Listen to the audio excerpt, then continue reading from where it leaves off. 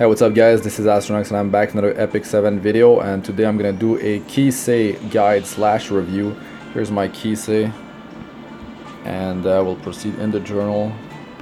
So there's gonna be two parts to this video. The first part is gonna be about skills and soul burn, stat analysis, awakening stats, skill ups and enhancement priority, the skill ups and awakening materials, the memory imprint, the best items, sets, main and substats, and the best artifacts. The second part is going to be about where does the hero shine, the hunt, PvP, spirit altar, abyss, raid, upcoming guild wars.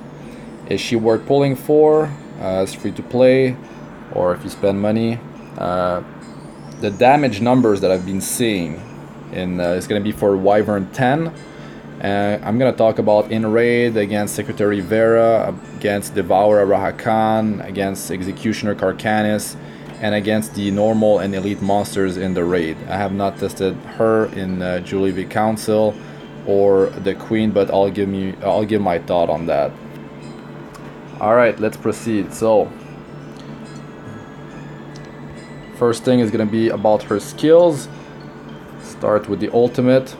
So when you use this thing, it potentially puts the skill cooldown of the target, it ups them by 2 turns. Potentially meaning it has to land and not get resisted, so you need some effectiveness. And it puts her in stealth for 2 turns. And the damage scales based on her current health amount. So if she's at 5,000 health, it's gonna scale off of that. It's not percentage based, it is the current health value. Second skill, penetrates 60% of the enemy's defense if she's stealthed. This is an AoE attack, it's great. And this does 70% more damage if you're attacking an enemy that has barrier. And soul burn is only 10 souls, and I'm seeing 40 to 50% more damage when using a soul burn. It's really great for Wyvern. Now, this thing ups her survival when she goes in stealth, and the multiplier is not that great on this, but it's like you're not gonna one-shot people in PvP with this thing. I'll get more onto that later. Now let's talk about so the soul burn is really good for 10 souls. Now the stat analysis. So unawakened and then awakened. Her attack is really high, it's amazing. Her defense and health are they're normal for like 5-star thief. The speed is actually quite good, and her crit chance goes up to 21%, so that's good. And let's move on to the next thing now, which is yeah, her attack is really good. So the skill up priority, I put this to right now I would max this, but you have to spread your Molagora. So I would say get the -1 turn cooldown, so they're both at 4 turns, so they are in sync when you are auto battling. Because if you get -1 here, it's going to be 3 turns, and this is going to be 4 turns, so 4 turns, so they will be out of sync, which is not going to be good. Like in a long battle. Anyways, now this is huge for Wyvern against the barrier, so you should definitely skill that up. If you're using her mostly for Wyvern, I would prioritize this skill, of course. So yeah, get that to 4 turns. Now for the awakening materials, for her 6th awakening she needs 10 blazing soul, and for the skill enhancement she needs 6 blazing soul. It's 2 on each skill, and she needs a bunch of twisted fangs as well. Now moving on to and awakening materials, she actually needs 15 ultra fangs, and here's the 10 blazing soul. Now let's talk about the memory imprint. Diane is 3.6% for all 4 slots, same with says, but Kise is different. The top and bottom slots are 4.3% attack, so you can put your damage dealers there, so it's a lot of attack. and that's for the first one. The next one are gonna be like half the amount for the following rank ups. Now for the best items, I'm currently using lifesteal and crit, but she's very flexible. You can definitely have her on so many different sets. You can have her on like for the 2-piece set, you can go critical, you can go hit, you can go unity. For the 4-piece set, you can go lifesteal, you can go attack, you can go destruction, you can go rage for PvE, even for PvP if you can land a debuff on the target. So very flexible. And in terms of substats for the right item, I would say that crit chance would be better, but in the Abyss we're getting percentage attack. So crit chance for the necklace, attack percentage of course for the ring, and for the boots I go with speed. It's good for PvE and PvP. You can also go with attack percentage on the boots. For substats you would go crit chance, a mix of crit chance, try to get 100%, or 80% plus if you're fighting fire, because she's ice, and when you're advantageous element you get boost in crit chance. And so crit chance, crit damage, attack percentage, well, a bunch of attack, but yeah, you want the substat to be attack percentage and not flat attack or flat health or flat defense. And after attack percentage I would say speed, and then after speed it would be effectiveness if I had to put them in priority. And then health percentage is better than defense percentage, because the higher the amount of health she has, the more damage she will deal with her ultimate skill number 3. Now for the best artifact for her, I would say that this is my top pick. Dust Devil is only a 4-star, very easy compared to a 5-star like Rihanna and Luciella to eventually limit break and have it enhanced higher than plus 15. It is 23% chance to attack again with a basic attack, so her skill 1 after she uses skill 1. So if you use skill 2 or 3 you cannot proc Dust Devil, but the amazing thing about Dust Devil is that if you dual attack with her, it's only 5% chance, but if you do, you can proc Dust Devil and it's gonna do some amazing damage.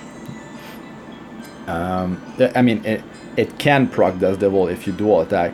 So if you dual attack with someone, you can do your skill 1 dual attack, and then you could proc Dust Devil, which is insane. Also, Dust Devil does not consume a turn, so you don't lose a turn on your buffs.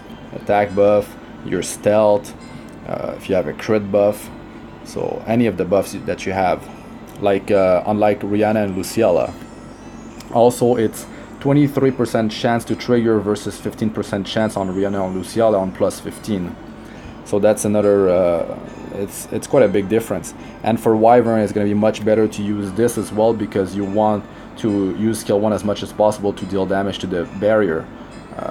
So yeah. And the multiplier on her skill 1 is very good. It is, I'm reading something like it's between 10 and 20% higher than other 5-star characters on their skill 1.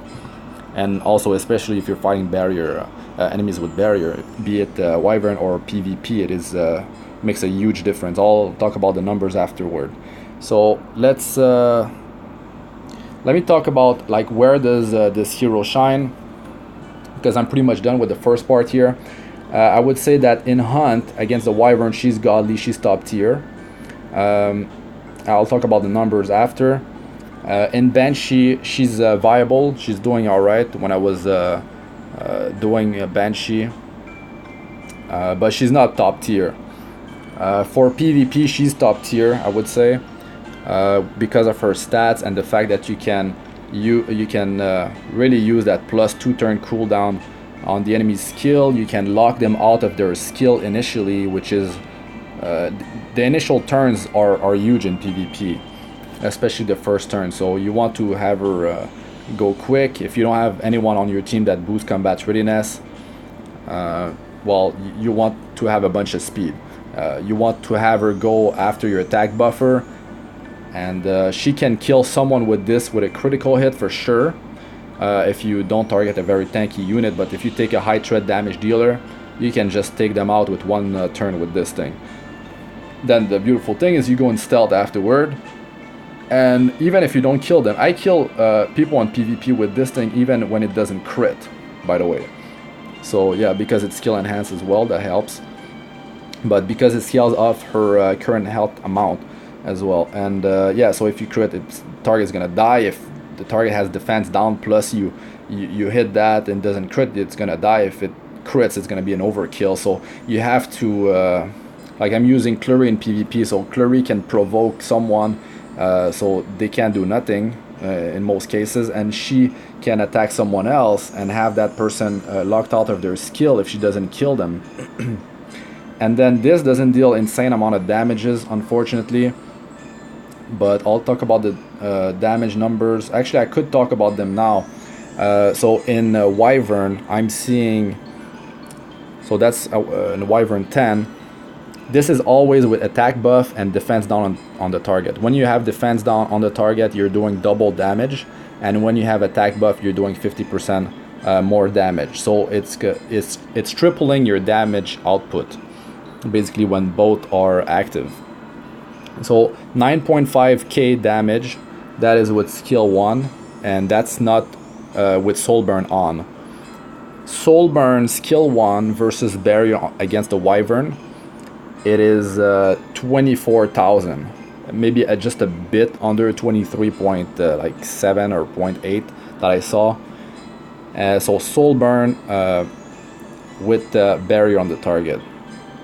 And it doesn't matter if the barrier was only 1 health left and you do skill 1, it will do the full damage like the target has the barrier. You just have to initialize the skill and the target has barrier on, and you will get the 70% more damage boost, which is amazing. And this is an estimate, but with Soulburn skill 1, again, not with barrier, it seems to be like about 14,000, and it's correct with what I've been seeing. Now for skill number 3, attack buff, defense down, 21.3k damage, and that is with 7,702 health. By the way, those numbers are with 3,245 attack and 180% crit damage, not with my current numbers. That's when I was doing the video. And skill 2, that was against the first wave, the only place I used it. It was almost 6,000, 5,952. Penetrates 60% of their defense, and against a target that had defense down, it was 10.3k damage. Now let me talk about so that's the numbers, by the way, guys.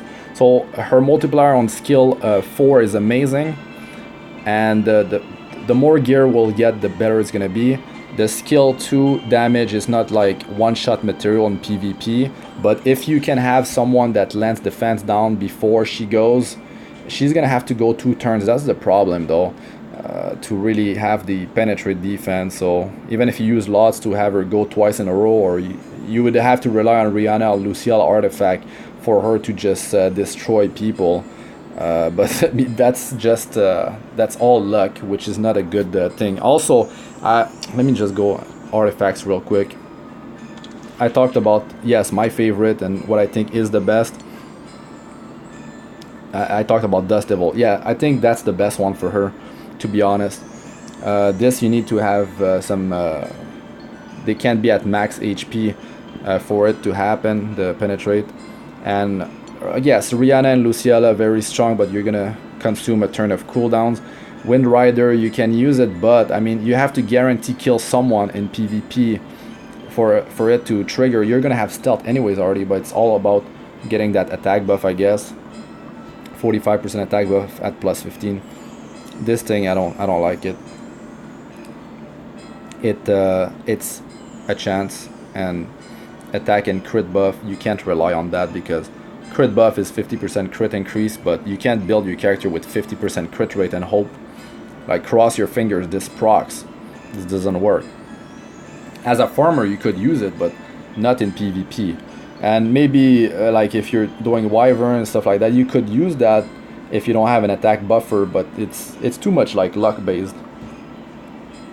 Now going back, talking about, yeah, PvP, she's godly. Spirit Altar, she's good in all of them beside Earth. And you can use her, let me just drink some water. You can use her in light Spirit Altar, and the boss has high defense, and her skill 2 actually deals a good chunk of damage when she's stealthed, because it penetrates 60% of the defense. Very cool there. And skill 2 is gonna get better as people are getting more and more defense, so that's actually really cool. And as you get better gear later on and you have more health on her, her third skill is gonna deal even more damage. And in Abyss, you can use her to lock down a boss off of their skills. You can, if you have speed buff, let's say, and if you put speed debuff on the enemy, and if you can manipulate the combat readiness of your team, you can boost it and you can reduce the boss's combat readiness, and then have her on top of that, upping by 2 turns the skill cooldown of the boss. You could almost like permanently lock the boss from using skills. This is for like their ultimate skills, because some boss have like they're rotating one or more skill that don't have cooldowns. Anyways, it's quite useful because ultimate skills are usually the biggest problem. In raid against Secretary Vera, for me, I'm using Silk and her. So together their area damage, their AoE, is enough to take out the eggs without an issue. So that's really great, and I don't have any issue. Secretary Vera is the easiest battle in the raid so far. And then Devourer Hakan, the second hardest. She had no problem there. She did just fine. But I mean, her stealth, she's gonna get put out of stealth, and she's not gonna have her buff. But if you have your buffs going before before you take out the ads and the boss uses his ultimate, you can deal a bunch of damage, especially if you have defense down that gets applied on him. And anyways, Executioner Carcanis is fire, she's ice. Her skill 2 is enough to actually take him out of stealth, save it for breaking his stealth, and then bring him below 40% and then burst him down with all you got. That's how I do it. And I mean, it's not perfect, but she's doing quite well there. And +2 skill cooldown is pretty cool on her ultimate. Against normal and elite monsters, she's doing great. She's doing a ton of damage. Like after I'm done with raid, I'm checking the battle result, doing a ton of damage. I've not tested her in Julie V Council, but she doesn't have any debuff, so she's actually gonna be perfect in Julie V Council when I get there. Could use her and Lorena together there, and when the boss splits, you can use her skill 2 and then determine which ad you want to take out first. You want to kill the one that is the most healthy, because it's going to be the right copy. And for the queen, well, it's pretty much about the debuff immunity, but there are some ads, and I believe that her AoE could be useful there. I don't have experience with the fight, but when you damage the ad, it damages the boss, and there's 2 ads, and she could potentially do all of that damage, but I can't really tell you exactly. That's just my thought from what I saw so far. So is she worth pulling for? I'm free to play, and it was not a smart move, to be honest, but after 83 pulls I got her, and I'm kind of blessed to have her. Really like her kit. Some people don't like her, so as free to play I would not recommend pulling for her, because you know, you could just get her from a daily free summon later down the line.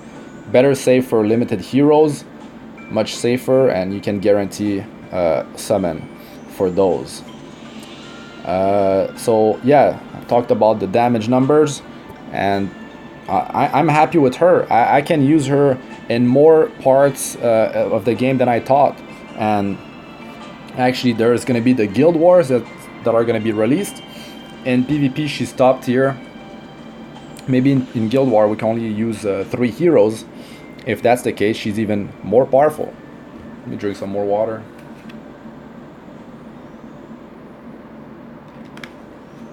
Sorry, my throat's like itching. But yeah, overall, very strong hero. I love to run Wyvern.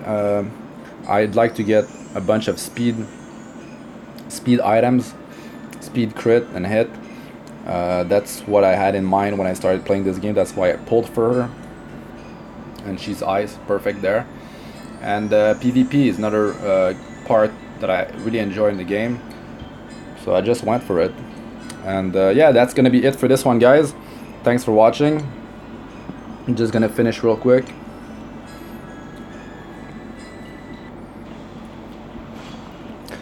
So guys, I'm Astranox. Like, comment, and subscribe for more. Press the bell icon if you'd like to be notified whenever I release new videos. And yeah, congratulations if you actually pulled her.